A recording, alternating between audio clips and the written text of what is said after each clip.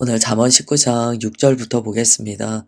잠언 19장 6절부터 8절까지 보겠습니다. 너그러운 사람에게는 은혜를 구하는 자가 많고 선물 주기를 좋아하는 자에게는 사람마다 친구가 되느니라. 가난한 자는 그의 형제들에게 미움을 받거든 하물며 친구야 그를 멀리하지 아니하겠느냐. 따라가며 말하려 할지라도 그들이 없어졌으리라. 지혜를 얻는 자는 자기 영혼을 사랑하고 명철을 지키는 자는 복을 얻느니라. 아멘. 이 6절과 7절은요. 굉장히 이기적이고 조건적인 관계에서 벌어지는 일을 이야기해 줍니다. 그리고 8절은 지혜와 복을 다시 한번 이야기해요. 이것을 통하여서 우리가 무엇을 추구하며 살아야 하는가에 대한 은혜의 말씀을 주세요. 6절에 보시면 인자한 자에게, 너그러운 사람에게 은혜를 구하는 자가 많다는 거예요. 이 은혜를 베푸는 자는 이제 후하다 이런 느낌이에요. 사람이 우리말로 이제 후덕하다 그러죠. 후덕한 사람에게는 많은 사람들이 모인다는 거야. 그런데 이 동기를 봐야 됩니다. 왜 후덕한 사람에게 모입니까? 지금은 어떤 사람의 관계적인 측면에서 이야기하는 거예요. 뭐 잘 퍼주고 은혜를 늘 베풀고 후해요. 그럼 많은 사람들이 막 그에게 모이는데, 왜냐하면 여기에서는 좀 자기중심성을 이야기해요. 사람은 내가 좀 은혜를 얻을 수 있다. 내가 이 사람을 통해서 무언가 후한 좋은 것들을 얻을 수 있다. 이러면 막 모인다는 거야. 이거는 너그러운 사람 관점에서 보는 것이 아니고 그에게 모이는 사람들의 그 마음의 동기를 좀 보셔야 돼요. 사람은 이게 당연하죠. 이렇게 후한 사람에게 모이는 것, 이것은요, 뭐 그냥 마음이 편하고 좋으니까 그럴 수도 있지만, 모일 때 그 마음의 중심에는 결국에는 자기 중심성이 있다는 거야. 또 선물 주기를 좋아하는 사람에게는 친구가 많아요. 당연하죠. 이런저런 선물을 막 베풉니다. 그래서 진짜 친구는 언제 드러납니까? 내가 은혜를 베풀 수 없을 때, 내가 선물을 줄 수 없을 때, 그때 내게 남아있는 사람이 진짜 친구라고 하잖아요. 이때 이제 다 판가름이 나는 거예요. 지금 그 말씀을 하시는 거예요. 그 다음에 7절에 보면 이 6절과 완전히 대조해서 말씀하셔요. 이 사람의 이제 간사한 마음이죠. 앞에는 막 후덕하고 거기다가 또 후해요. 많은 이들에게 막 선물도 주고 막 이래요. 사람들이 많이 모였어요. 근데 7절에 보니까 가난하면 형제들도 고개를 돌리더라는 거예요. 등을 돌리더라는 거예요. 자기 혈육조차도 가난한 자는 싫어한대요. 친구는 오죽하겠느냐라고 이야기합니다. 친구는요, 이렇게 말씀하세요. 따라가면서 그 친구랑 좀 얘기를 하려고 해도 그들이 없어진다는 거예요. 왜요? 가난하니까. 내 것을 무언가 빼앗을 수 있다고 생각하는 거예요. 6절과 7절에는요, 사람의 그 간사한 마음이 나타납니다.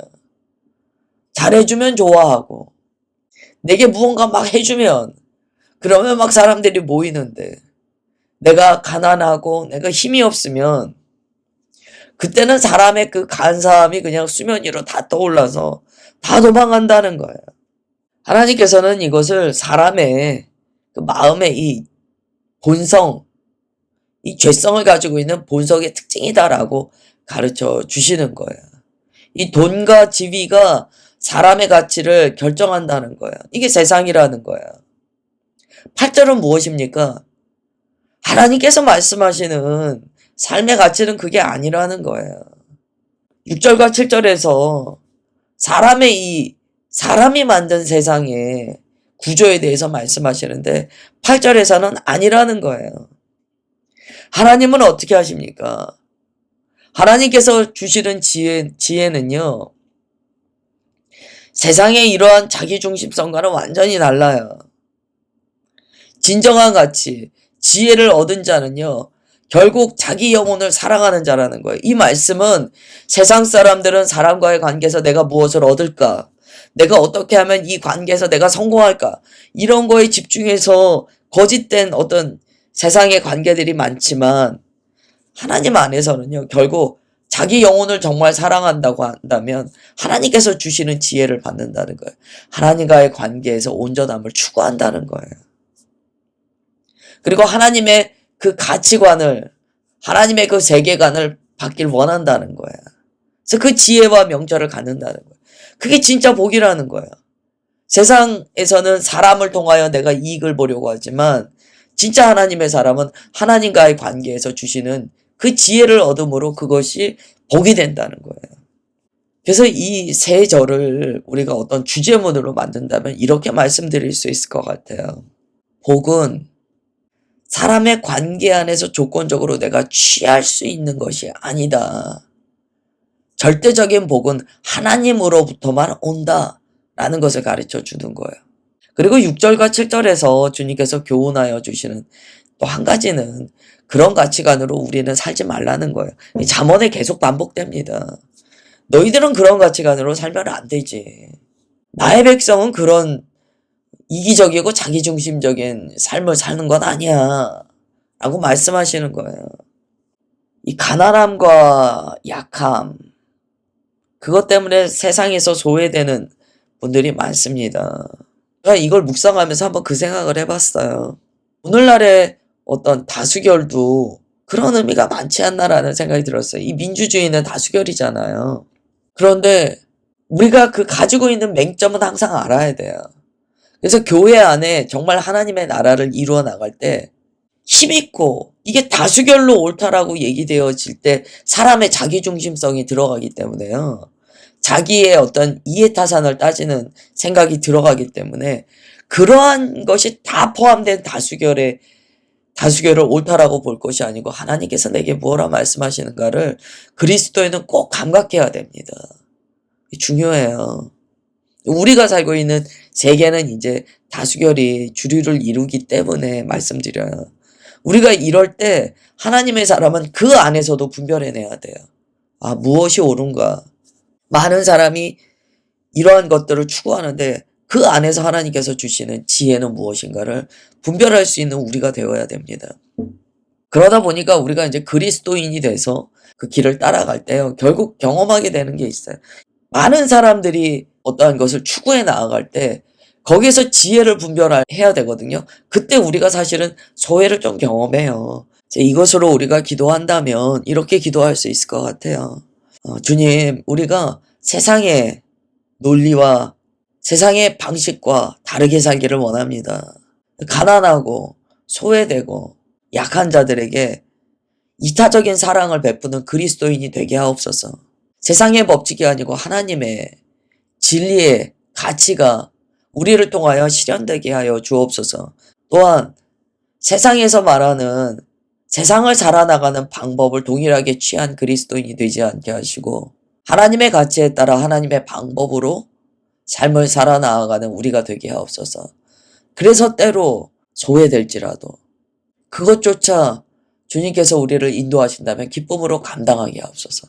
그런 기도가 필요합니다. 그 다음에 9절부터 11절 보실게요. 거짓 증인은 벌을 면하지 못할 것이요 거짓말을 뱉는 자는 망할 것이니라. 미련한 자가 사치하는 것이 적당하지 못하거든 하물며 종이 방백을 다스림이랴. 노하기를 더디하는 것이 사람의 슬기요 허물을 용서하는 것이 자기의 영광이니라. 아멘. 우리가 어제 주일에요, 이제 은혜와 진리의 이 양쪽 면을 다 좀 살펴봤습니다. 그래서 제가 냉탕과 온탕을 좀 말씀드렸어요. 대언자 예수 그리스도께서 계신데 분명히 그리스도인은 대언자 예수 그리스도를 믿음으로 취해요. 그 믿음 안에 삽니다. 그러나 냉탕과 온탕을 계속 왔다 갔다 해요. 때로는 은혜, 때로는 공의. 이걸 왔다 갔다 하면서 우리가 결국 무엇을 마지막에 알게 되냐면 은혜와 진리가 충만하더라를 알게 돼요. 야, 공의만이 아니고 은혜만이 아니고 무엇이냐면 공의도 최선으로 이루어지고 은혜도 최선으로 이루어지는 것이 예수 그리스도구나 라는 걸 깨닫게 돼요. 이게 쉽지 않습니다. 사람은 늘 한 가지에 치우치는 경향이 있어요.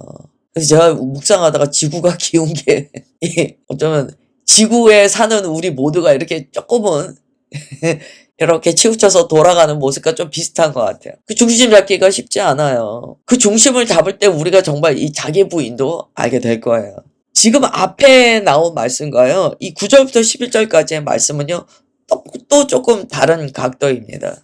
거짓 증인에 대해서 다시 말씀하세요. 하여튼 거짓말, 거짓 증인, 잠언에서는 계속 강하게 말씀하세요. 망한다, 멸망한다. 우리가 거짓 증언하고 거짓말하는 것의 열매는 무서운 거예요. 무섭다는 거예요. 그래서 우리가 아무리 정직하게 산다고 그래도 주님 앞에 서면 우리가 얼마나 많은 거짓말을 하면서 살았는지를 깨닫게 될 거예요. 그것에 대해서 주님께서는 우리의 인생을 통하여 계속 경고하시고 수정하도록 도와주십니다. 이 거짓말이라는 요소는 우리의 인생을 파괴하는 거예요. 10절에요. 또 다른 우리의 인생을 힘들게 하는 요소가 나옵니다. 미련한 자가 사치하는 것이 적당하지 못하다라고 그래요. 미련한 자가 사치하면 어떻게 됩니까? 이건 폭력이 됩니다, 여러분. 이거는 많은 이들을 아프게 하고 힘들게 해요. 상처를 줍니다. 여기서 적당하지 않다는 것은 그게 불의하다는 거예요. 미련한 자가 사치하는 것은 세상에 불의를 일으킨다는 거예요. 이런 일이 얼마나 많습니까? 세상에서 무언가 막 이렇게 갑질하고 이러는 문제들 발생할 때 보면 결국에는 이런 문제예요. 자신의 부유함을 온전히 사용하지 못해요. 그래서 이 사치하게 된다는 거예요. 여기에는 그 사회 구조에서요, 많은 사람들을 불이하게 대하는 것이 포함된 내용이에요. 단순히 물질을 사용했다 이게 아니에요. 사회적으로 문제가 일어난다는 거예요. 그것과 연결하여 또 뭐라고 합니까? 종이 방백을 다스리는 것이 맞겠느냐라고 질문합니다. 이것도 뭔가 불이하고 부조리함이잖아요. 종이 방백을 다스리는 것이 말도 안 되지 않느냐. 이 이야기 안에는요, 좀 이런 의미가 들어있어요. 이 사람은 지도자감이 아니에요. 이 사람은 리더십이 없어요. 근데 이 사람이 권력을 갖게 돼요. 그러면 어떻게 됩니까? 위험하다는 거예요. 종이 방백을 다스린다는 것은 그건 말도 안 되는 얘기야 라는 것 넘어 이것이 얼마나 부조리하고 불의한 위험한 상태로 갈 수 있는가를 경고하시는 거예요. 다스릴 수 있는 리더십이 없는데 다스리는 자리에 가면 많은 사람들에게 해를 끼칩니다. 또 이 부와 권력은 같이 가는 거예요.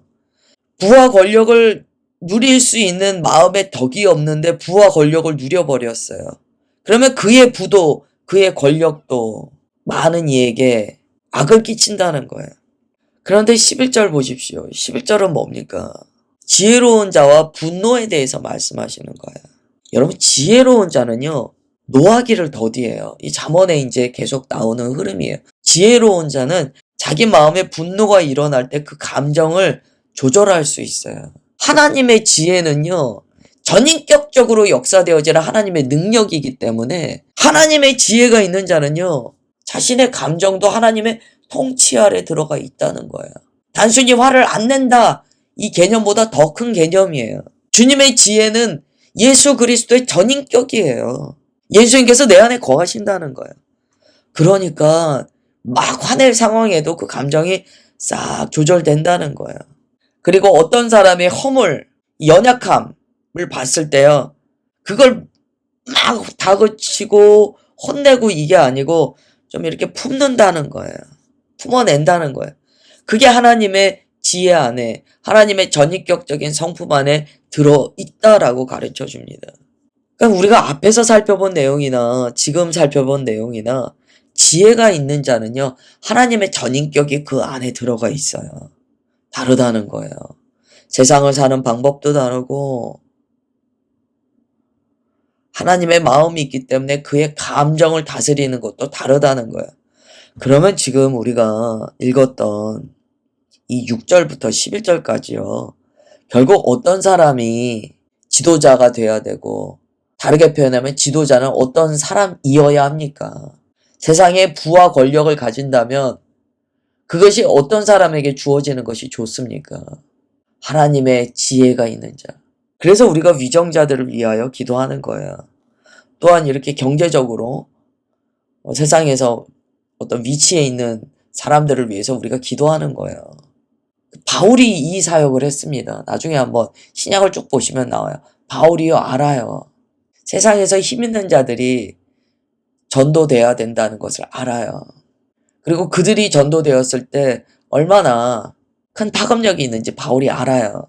그래서 바울의 전도를 보시면 그런 관점의 전도가 나타납니다. 그런 사람에게만 전도한 게 아니에요. 그러나 그것도 가지고 있었어요. 그래서 우리는 저는 이렇게 힘 있는 사람을 만날 일이 없어요. 근데 분명히 기도해야 돼요. 위정자들을 위해서. 그리고 또 그 어떤 경제적으로 권력과 경제력을 다 가지고 있는 이들 안에 하나님의 지혜가 있기를 기도해야 됩니다.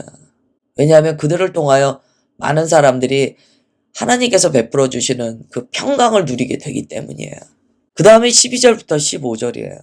왕의 노함은 사자의 부르짖음 같고 그의 은택은 풀이의 이슬 같으니라. 이 통치자 왕이요. 얼마나 중요한 위치인가를 가르쳐줘요. 왕의 권위는요, 사람을 죽이기도 하고 살리기도 한다는 거예요.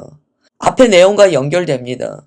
그러면 왕에게 하나님의 지혜가 있는 것이 얼마나 온 백성의 복입니까? 왕에게 하나님의 지혜가 없으면 얼마나 온 백성에게 해악입니까? 그걸 말씀하세요. 13절 미련한 아들은 그의 아비의 재앙이요 다투는 아내는 이어 떨어지는 물방울이니라. 이게 무슨 말씀이죠? 이 말씀은요, 가정의 평강, 평안, 가정의 복도요 다 하나님께서 주신다는 거예요. 이 가정 안에 하나님의 은혜와 지혜가 있어야지 이 가정이 정말 천국이 된다는 거예요.